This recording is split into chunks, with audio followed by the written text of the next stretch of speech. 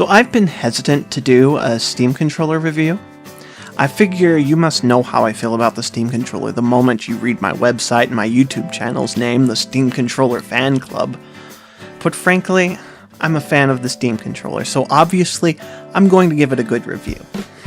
And yet, even in similar situations where I would think the answer would be obvious, I still see people wondering out loud to fans like me whether they should buy the Steam controller. I've come to realize what people are looking for is a reason for the disparity between my answer, that the Steam controller is really great, and with reviews like IGN's that say it's a jack of all trades and master of none. Why is there such a huge disparity between people's opinions on the Steam controller? What I think it comes down to is this. The Steam controller is the first video game controller whose base design isn't a casual video game controller. Now that's a potentially very enraging statement, since casual is often used as an insult among gamers. So let me clarify what I mean. Traditionally speaking, video game controllers are designed as a way of interacting with the game's console, with a standard set of controls that need to be met or available. Hence, these controllers are rated on how easily and comfortably they provide access to those standard sets of controllers. I call these casual controllers because they have a casual relationship rather than an involved relationship with the game.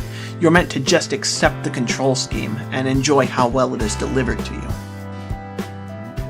On the other hand, we have controllers like SCUF controllers, the Xbox Elite controller, and the Razer Raiju that are not merely interested in delivering a set control scheme well, but are also interested in delivering you a customized control scheme to allow you to improve your own game performance. These controllers typically come with non-standard control schemes, especially including grip buttons on the back of the controller so that you don't lose access to camera controls, and include ways for you to alter the way that the controller interacts with the game.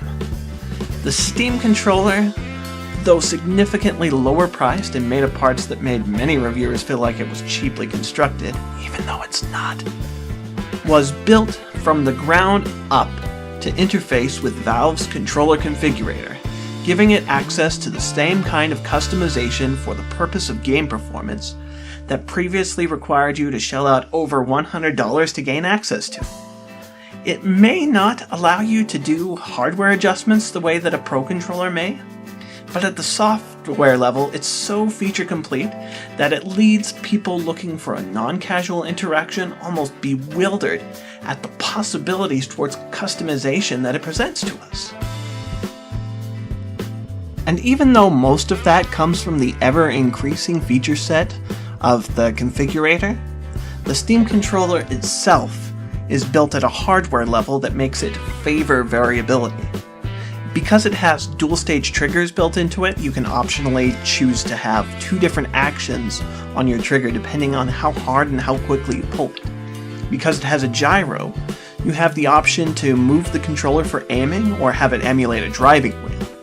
Because it has highly sensitive trackpads with haptic motors, you have the ability to insert on-screen menus, emulate a trackball for camera control, create something akin to an omnidirectional D-pad, read when your trackpads are just being touched, and more. The hardware on the Steam controller, even if made from a clunky-feeling plastic, still manages to provide a level of variability unmatched even in the expensive $100 plus Pro controllers on the market.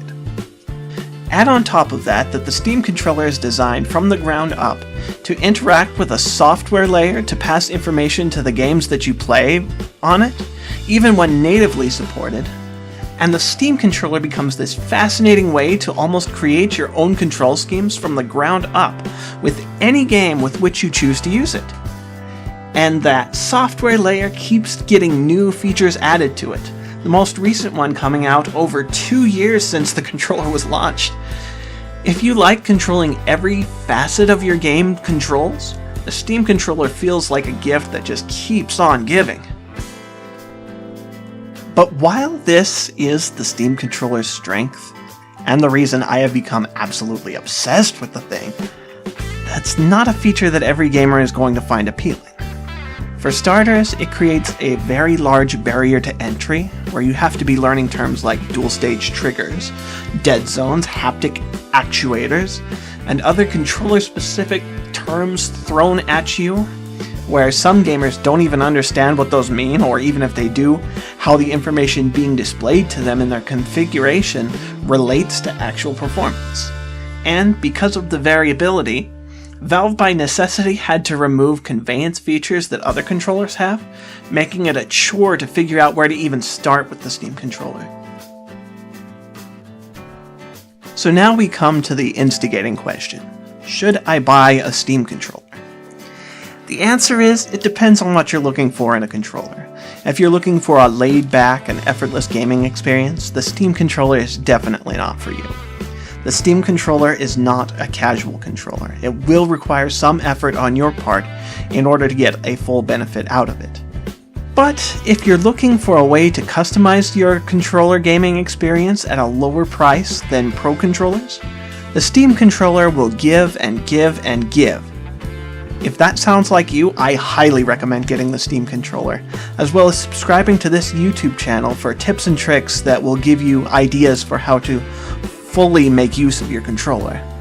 My website, SteamControllerFanClub.com, also has recommendations for other Steam controller YouTubers, but off the top of my head, I also highly recommend Existential Egg, Critical Composer, and Woodsy as starting off points for your Steam controller journey as well.